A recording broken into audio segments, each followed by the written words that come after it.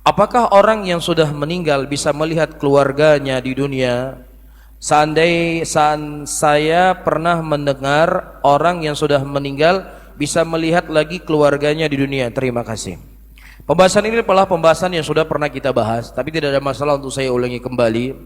Allah Subhanahu wa taala menyebutkan sebuah ayat di dalam Al-Qur'anul Karim. Rabbirji'uni la'ali a'malu salihan fima tarak. Kalla innaha kalimatun huwa qailuha. Wa min wara'im barzakhun ila yaumi yub'atsun. Ya Rabbku, kembalikanlah aku ke dunia supaya aku bisa mengamalkan apa yang telah aku tinggalkan. Kata Allah apa? Kalla, sekali-kali kamu tidak akan dikembalikan ke dunia. Itu hanya sekedar omongan kalian saja. Dan di balik ini kata Allah akan ada hari kebangkitan. Iya. Nah, orang ini dia berdoa memohon kepada Allah untuk beramal soleh, untuk sholat, untuk puasa, untuk bertobat, untuk beristighfar. Diizinkan enggak oleh Allah? Untuk beribadah saja enggak diizinkan oleh Allah, apalagi cuma melihat ya kalian anu irmo tiban natihat. Punai jo bule le abang. Ini mau beribadah, mau beramal soleh. Kalla kata Allah. Ini diantara dalil yang disebutkan oleh para ulama, orang yang telah meninggal itu tidak akan kembali ke dunia. Dan juga hadis ketika Allah Subhanahu wa taala melarang Nabi sallallahu alaihi wasallam ya untuk memberikan izin kepada sebagian orang untuk minum haudnya beliau.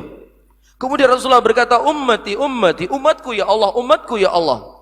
Kemudian kata Allah Subhanahu wa taala dalam hadis tersebut, innaka la tadri ma ahdatsu ba'dak.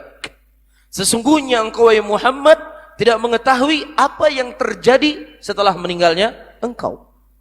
Kalau seandainya ada orang yang hidup, tentunya Nabi SAW adalah orang yang paling berhak untuk apa? Untuk hadir di tengah-tengah umatnya. Kan begitu? Jadi kalau ada orang mengaku Rasulullah SAW hadir ketika kita memperingati acara maulid, hadir di majelis kita, bahkan dia dengan dramanya dia berdiri, kemudian matanya seakan-akan melihat datangnya Nabi Muhammad SAW. Demikianlah orang-orang yang minim dengan dalil. Ya, hanya cerita khurafat yang dia sebarkan di tengah umat Islam. Karena itu yang dia punya. Adapun Ahlus Sunnah, ya nggak perlu cerita-cerita ini mereka ombarkan di tengah umat Islam. Tapi yang mereka ajarkan umat Islam adalah apa yang datang dari Allah, apa yang datang dari Rasul. Ya, Nabi kita Nabi Muhammad sallallahu alaihi wasallam hadisnya begitu jelas, innaka la tadri ma ahdatsu ba'dak. Sesungguhnya engkau tidak mengetahui apa yang terjadi setelah meninggalnya engkau.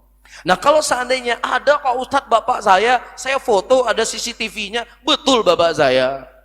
Ya, maka tentunya ayat Al-Qur'an itu lebih dikedepankan daripada ucapan kamu. Dan bisa saja itu syaitan yang menjelma mirip dengan bapakmu dan mirip dengan ibumu atau mirip dengan siapapun.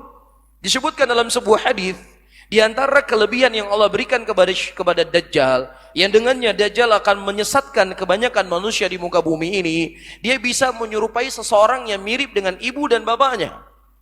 Ya, kemudian orang yang mirip dengan ibu bapaknya tadi berkata, "Wahai anakku, sesungguhnya ini Tuhanmu, si Dajjal ini Tuhanmu, sembahlah dia."